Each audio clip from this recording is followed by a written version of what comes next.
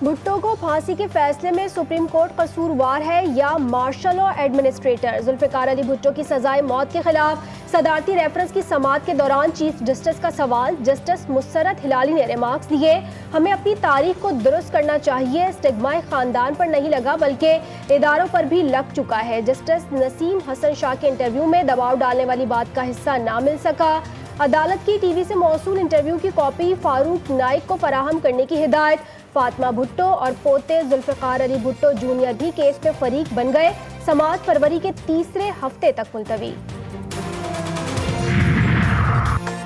Bhutto case के फैसले की मिसाल अब तक नहीं दी गई, लेकिन इसमें जो तरीकेकार अपनाया गया वो बार बार इस्तेमाल हो रहा है।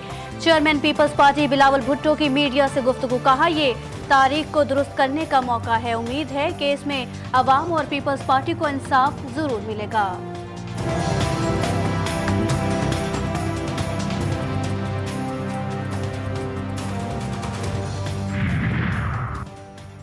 पीटीआई का एक ही मकसद है कि खुद खेलेंगे या किसी को नहीं खेलने देंगे। ये जमात दोबारा इक़्तिदार में आई तो दोबारा फाशिस्ट रियासत कायम करेगी। बिलावल भुट्टो के वार। उन्होंने कहा कि बानिया पीटीआई ने जो किया वही आज भुगत रहे हैं। इन्हें नफरत की सियासत से तौबा करना पड़ेगी। सियासी जमातों को तारीख से सबक सीख कर आगे बढ़ना चाहिए। इलेक्शन मुलतवी का कोई बहाना नहीं बनना चाहिए। अवाम जो फैसला करेंगे वो कबूल करेंगे।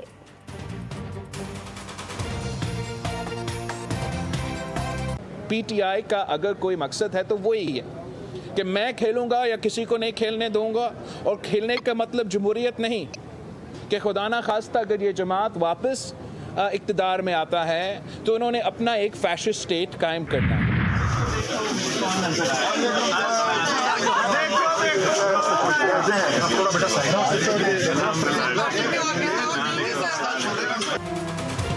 सुप्रीम कोर्ट की राहदारी में बिलावल भुट्टो और लतीफ खोसा की अचानक मुलाकात। देखो मुझे कौन नजर आया। बिलावल भुट्टो की लतीफ खोसा से गुफ्तगू। Chairman peoples party Bilawal Bhutto और लतीफ खोसा गले मिले। लतीफ खोसा भी बिलावल भुट्टो को देखकर मुस्कुराते रहे। क्या पीटीआई 100% कागजात नामजदगी की मंजूरी चाहती है? लग रहा है आप इंतखाबात का इल्तिवा चाहते हैं। हम आरोज को कागजात मुस्तरद ना करने का नहीं कह सकते। लेवल प्लेइंग फील्ड केस में चीफ जस्टिस के रिमार्क्स। लतीफ खोसा बोले, हमें जलसा करने की इजाजत नहीं मिल रही। चीफ जस्टिस के रिमार्क्स दिए कि अब आप और तरफ चले गए, अदालत से सवालात ना करें। ऐसा करें, अदालती हुक्म भी आप खुद ही लिखवा लें। अदालत का पीटीआई को इलेक्शन कमीशन रिपोर्ट पर 3 दिन में जवाब जमा कराने का हुक्म।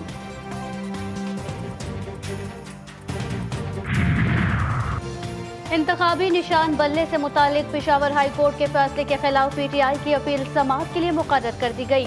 सुप्रीम कोर्ट में समाअत 10 जनवरी को होगी।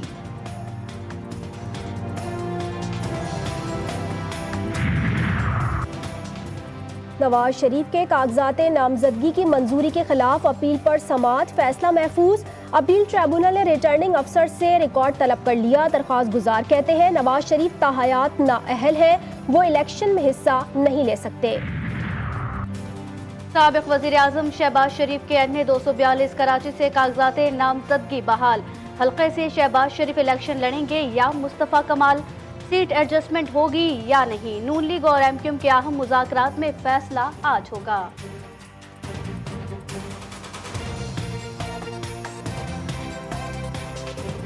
मैं PP 32 कागज विड्रॉ कर लूंगा और वहाँ सारे सब लड़ेंगे और ऊपर वो नेशनल असेंबली का लड़ेंगे। और जो PP 31 है गुजरात सिटी में, यहाँ पर मेरा प्रोग्राम है। पंजाब में जो है कैंडिडेट खड़ा कर रहे हैं जंग से। आवाम लीग की नजरें पंजाब की 15 नशिस्तों पर। चौधरी शाफे हुसैन कहते हैं वो PP 31 गुजरात से इलेक्शन लड़ेंगे। NH 64 और PP 32 से 14 साल के इंतखाबात में हिस्सा लेंगे।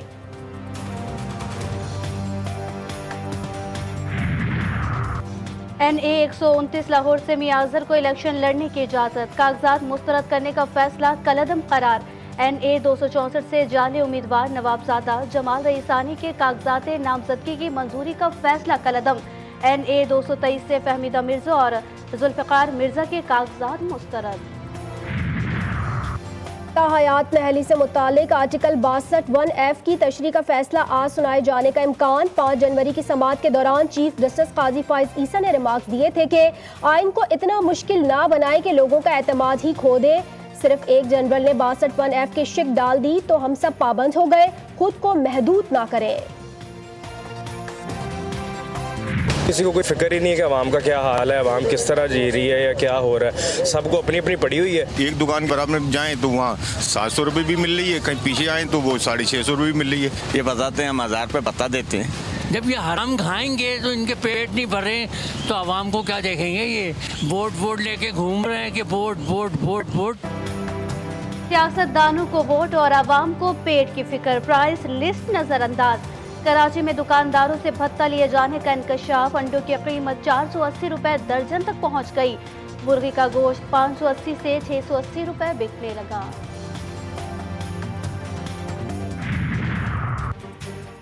मुल्क में कोरोना JN1 वेरिएंट के 4 केसेस सामने आ गए। तर्जुमान वजारत सेहत का कहना है कि तमाम मरीज बगैर किसी पेचीदगी के सेहतियाब हो गए। बैनुल अक़वामी हवाई अड्डों, तमाम दाखिली और खारजी रास्तों पर स्क्रीनिंग का मौसर निज़ाम मौजूद है। शुमाली बलूचिस्तान में बारिश और बर्फबारी का दूसरा स्पेल। चमन, किला अब्दुल्ला, पशीन, मुस्लिम बाग, नौशकी और चागरी में मूसलाधार बारिश। ज़ियारत खान मेहतरजई में भी बर्फबारी हुई। सर्दी की शिद्दत में इजाफा। कराची में आज तेज हवाएं चलने का इम्कान।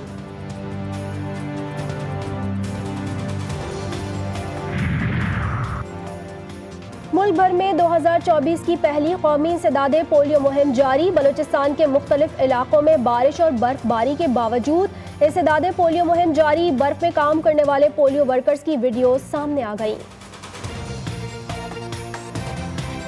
कराची के इलाके औरंगी टाउन में जमात इस्लामी के कारकुन वसीम सिद्दीकी को रिश्तेदार ने सुपारी देकर कत्ल कराया। गिरफ्तार टारगेट किलर जफर की निशानदही पर मजीद 4 अफराद गिरफ्तार कर लिए गए। सुपारी देने वाले शाहजेब और वसीम भी शामिल। नस्ल कुशी के 93वें रोज भी सेहोनी फौज की गजा पर वहशियाना बमबारी जारी। 24 घंटे के दौरान 2 सहाफियों समेत मजीद 73 अफराद शहीद। शोहदा की तादाद 22,800 से तजावुज कर गई। हमलों में 58,000 से ज्यादा अफराद भी जख्मी। WHO के मुताबिक अल अक्सा अस्पताल से बेदखल 600 अफराद तहाल लापता हैं। नसीराज पनागुज़ीन कैंप के मशरक़ी इलाकों पर गोलाबारी के नतीजे में फ़लस्तीनी खातून शहीद। सख्त सर्दी के बावजूद नीदरलैंड और फ्रांस में फ़लस्तीनियों से इज़हार यकजहती के लिए हज़ारों अफराद सड़कों पर निकल आए। इस मौके पर मुजाहिरीन ने अक़वाम आलम से इसराइली मज़ालिम रुकवाने का मुतालबा किया।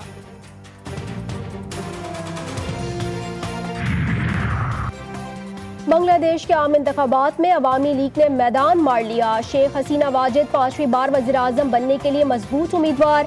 इंतखाबात में क्रिकेटर शकीबुल हसन भी भारी अक्सरियत से कामयाब।